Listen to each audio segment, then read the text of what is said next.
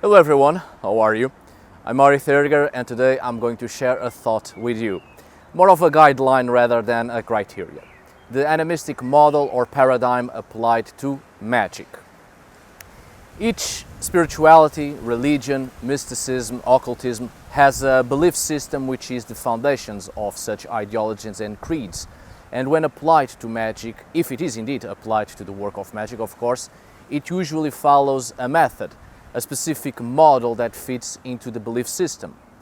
Well, animism is not a spirituality, it is not a religion, but rather a worldview, a way of life, a whole other construction of reality which not only changes the way we perceive life and the world, but also it leads the animistic person into acting according to and towards that worldview. Religions and spiritualities are often perceptions that lead the individual into seeking a meaning in life, but also to seek, well, whatever lies beyond the physical reality. Religions and spiritualities are often used as escapisms or ways to cope with the hardships of the human social reality, or of course to seek wisdom, seek a higher meaning and purpose. But more often than not, it's to reach something that lies beyond the materialistic reality. Animism, on the other hand, does not create a fervent need to escape life or to find anything beyond this life or this reality, but rather seeking ways to better immerse ourselves in life and to minimize or try to minimize harm in order to have a better life, a life with quality, in a way that can also provide quality of life to the other persons of the world, and indeed create a symbiotic relationship with the persons of the world, be those human, non-human, other than human, and more than human persons. So, as said before on other videos, animism is highly pragmatic, so magic isn't a secondary factor in animism, nor is it primary. Magic in animism just is. It is already implied in this worldview. So the animistic individual already has present in its everyday life a series of practical actions that leads the individual to be in contact with the supernatural and even the divine. Because in animism, the reality of the living isn't detached from the supernatural, but rather already inserted in one another, in the same. The same way the human life isn't apart from nature, but inserted in nature all the time. So it isn't also a case of separating belief systems from magic, because magic is already part of the belief systems within animism, and every animistic person will always be in contact with life, nature and the world, and every action has a magical significance. Where I'm trying to reach is the fact that religions are always very individualistic. Even if they are religions focusing on a community, but they always end up being individualistic in all their methods, because the aim is usually obtaining a reward, be that eternal life in paradise, reaching nirvana, saving one's soul, achieve godhood, become an archetype, etc. And the human being is always placed at the center of it all. Religions and each belief system coming from each always put the human being in the center of it all, because not only there's the goal of obtaining personal reward, but also because through the individual, a spiritual journey can be created to reach the supernatural and to create contact between the human being and this supernatural. Even in terms of magic, it ends up being the necessity of the human being to create a spiritual relationship, often theoretical, but sometimes theory is put to practice through a specific method that goes in line with the theoretical religious belief. A method that often requires the alteration of consciousness solely in that moment to achieve contact with the supernatural. This doesn't happen within animism, not as often as it happens within religions, because in animism, the human person isn't the center of anything, isn't the beginning or the end.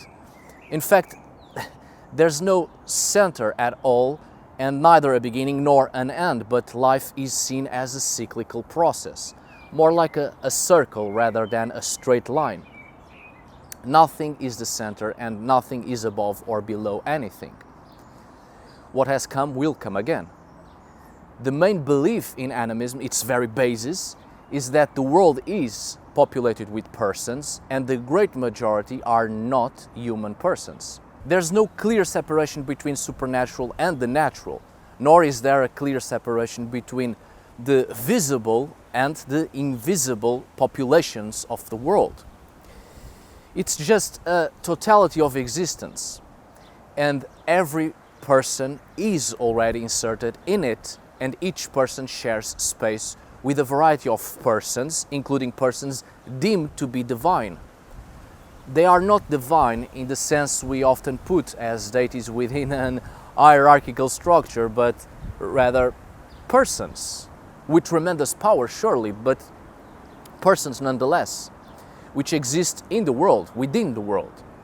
And they have become powerful because they have evolved in such a way and they have become more than human persons, or because, well, that's already their existence, the way they are, and they don't have to be reached through an alteration of consciousness or by a spiritual effort or a specific method to create contact, because they already exist in the world, in the same space we all inhabit and live, and most importantly, where we experience existence.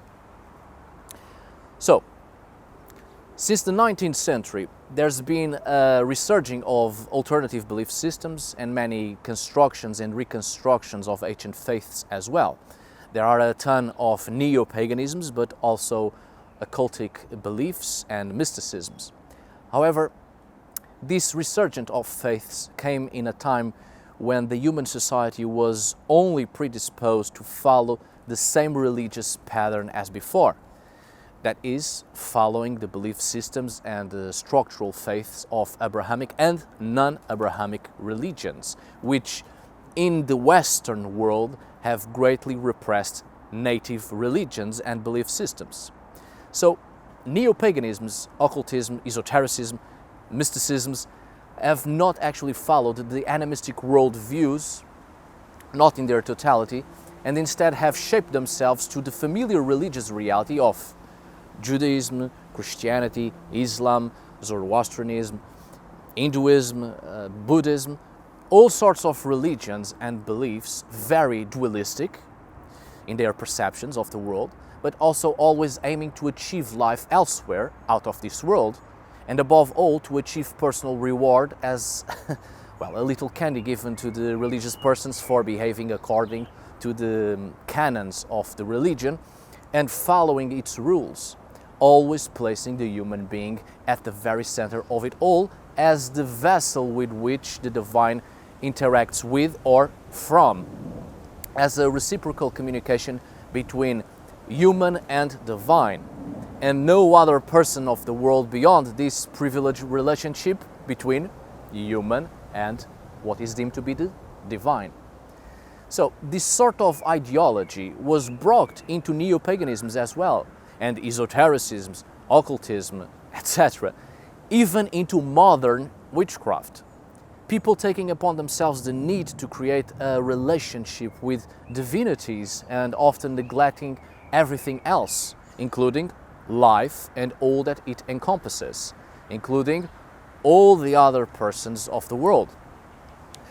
Which is understandable, as the foundations of neo-paganism and occultism, etc., did not come from animism and ancient pagan faiths, but in fact from patriarchal rituals of the modern world, most of which from Freemasonry, but also inspired by some mysticisms and spiritisms within the familiar religions of the modern world, which, well, follow the same patterns but turn to a greater personal spiritual development. And reshaping these ideas to fit into neo-paganisms and occultisms, basically creating a paganization of these beliefs, therefore never truly pagan in nature, let alone animistic. And this is crucial to understand, I think, because when the neo-pagan individual, the modern witch, the occultist practice any sort of magic, they will usually follow the methods that always put the individual person in the center of it all. I'm not saying that this is wrong, and I'm certainly not saying that people are failing when they do magic. Not at all. By all means, continue and do whatever seems best to you and whatever works and what helps you to achieve whatever you have in mind. Personal development is also fundamental. I'm just making a point in here to reach the method within animism, because it makes all the difference when actively displaying any magical work.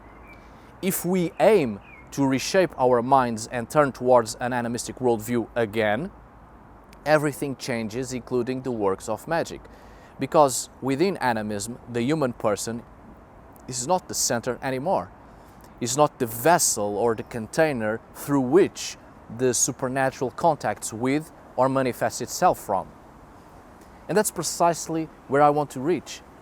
The animistic method applied to magic, and to completely alter our perception towards magic and towards our involvement within the world. Not as individuals in a center, but as persons inserted within everything.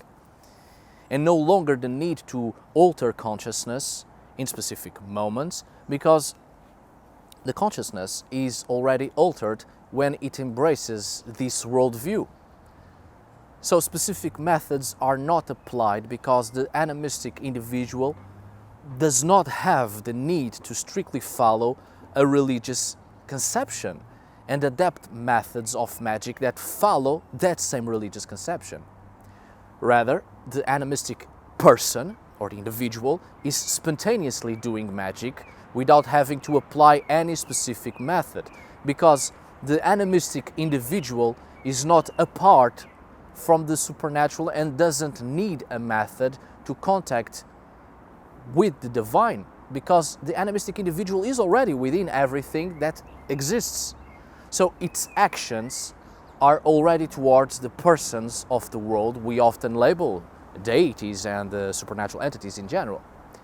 The individual is not limited anymore to the ideologies of specific religions, but instead lives according to the animistic perception created by this worldview, the animistic worldview. In animism, magic is within everything, and it is a spontaneous action solely for being alive, because there are no concrete boundaries, especially boundaries of perception. There's no need to create a center or a point of departure or a starting point, not even the need to draw a line from point A to point B to get to something. Everything is within the same. In animism, magic is what we would call vital force, and vital force is within everything that is alive. Not everything in the world is alive. Remember, not every rock is alive, but some are. What is alive is an organism that contains consciousness. And it contains a consciousness because it has vital force or vital energy, which is what gives animation. Therefore, everything that is animated is magical in a sense. It possesses magic, and therefore it can project that magic. This magic, the vital force, is animation, and everything that is animated can interact and be interacted with.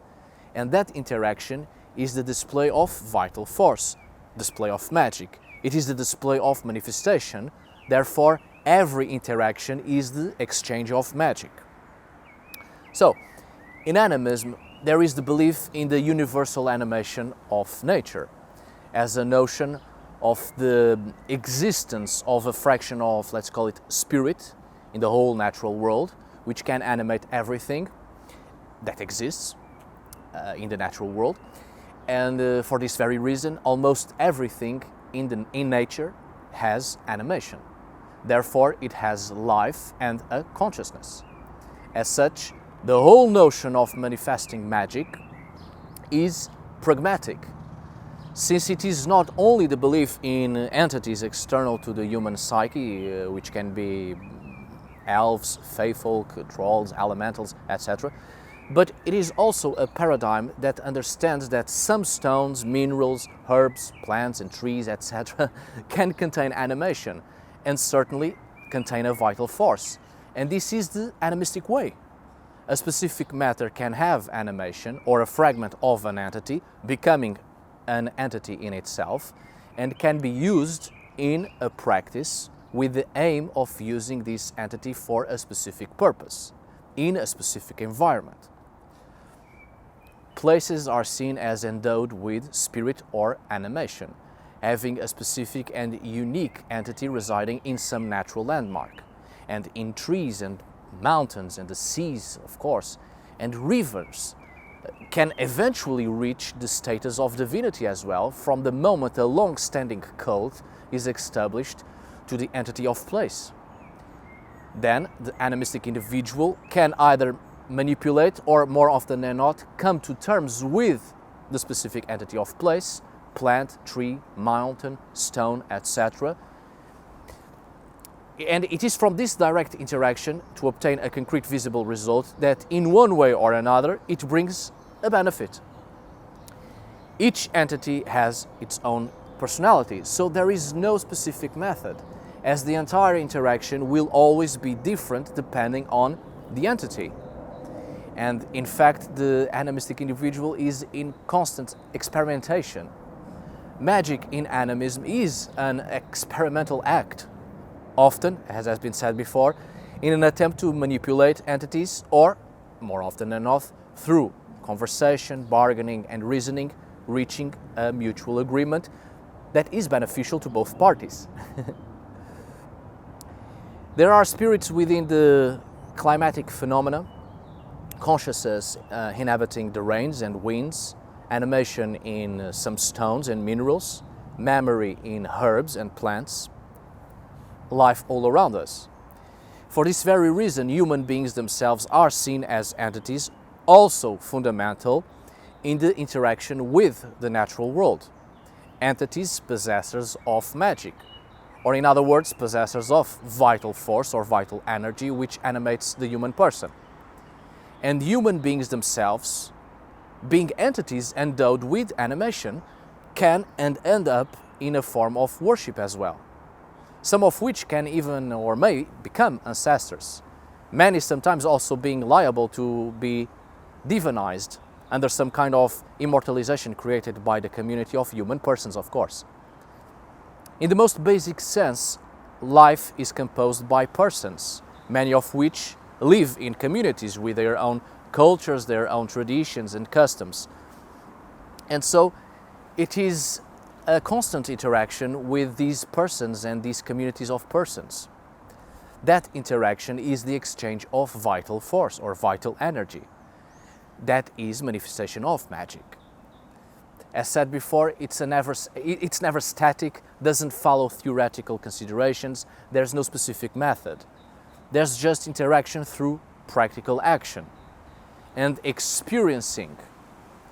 It is a constant experience which creates knowledge that may be useful and be applied in future encounters with communities of persons we are more familiar with precisely through previous shared experiences.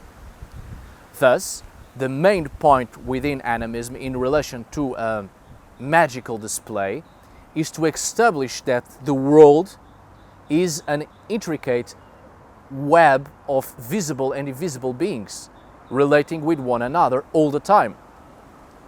Of course, I must warn you that although in animism there is also the notion of something between the lines of immaterial world inhabited by the dead and some specific deities, the material world itself is also spiritual in nature and is already naturally inserted in everything else.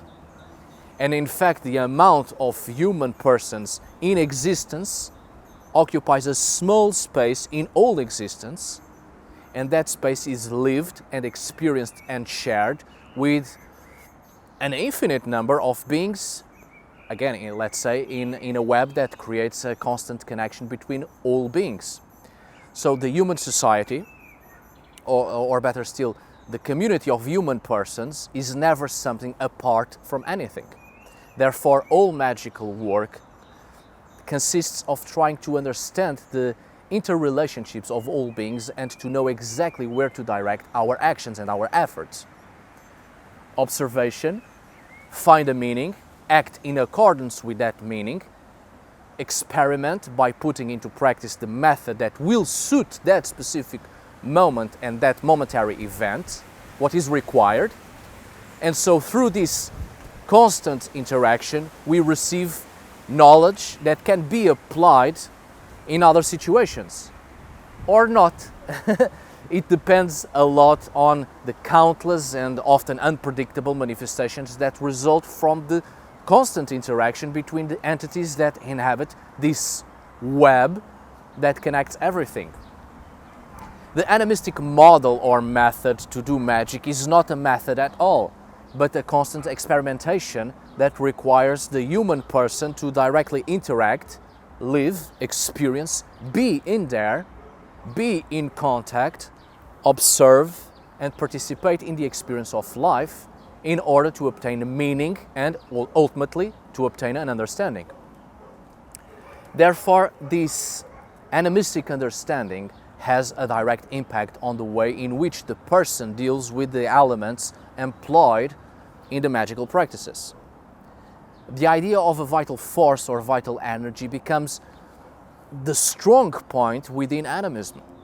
And this energy or force can be used to achieve a magical intention. Since everything has a spirit and a conscious, it has a vital force, even if only a fragment of it. Therefore, it has magic. To awaken in something animated a manifestation that the animistic individual intends for a ritual, the animistic individual will interact and ask that the entity within that element acts towards the intended result. In animism, ordering another entity to do something is counterproductive. Hence, negotiations are very common between the animistic person and everything that is animated and with which such an interaction is created. These negotiations, bargaining, reasoning are made in the form of offerings, as an example, which aim to ensure that each natural element grants its vital energy. The real problem is knowing how to distinguish what is animated and what is not. But this is something, of course, that is learned precisely by experiencing life and by the interactions that are created and the manifestations that result from those same interactions, which creates a sort of paradox, of course. You can only be successful in magic if you know how to interact with the entity from which you require aid from, but also knowing if there is animation and therefore an entity in the element that you want to use. But at the same time, you only know all of this if you do magic, or if in other words, if you create interaction with the world to find what is animated and what isn't. In other words, the animistic model or method applied to magic is a reconciliation with the natural world and consequently with the spiritual world, as the natural world is already inserted in what we usually understand to be spiritual or supernatural.